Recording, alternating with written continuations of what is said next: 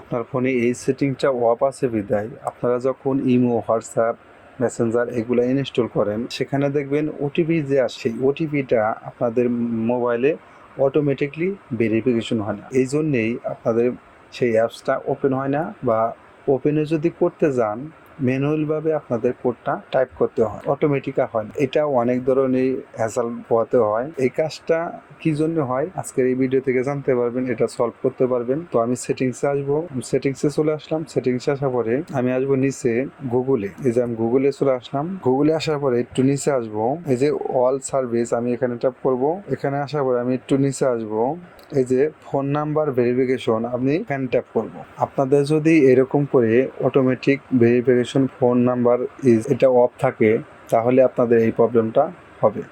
তো আমি এটা অন করে দেব, এটা আপনারা অন করে দেবেন। যদি কোনো কারণবশত এটা অফ থাকে তাহলে এই সমস্যাটা হবে আপনাদের। তো ভিডিও দেখে যদি উপকৃত হয়ে থাকেন অবশ্যই চ্যানেলটি সাবস্ক্রাইব করে রাখবেন। দেখা হবে পরবর্তী যে কোনো ভিডিওতে।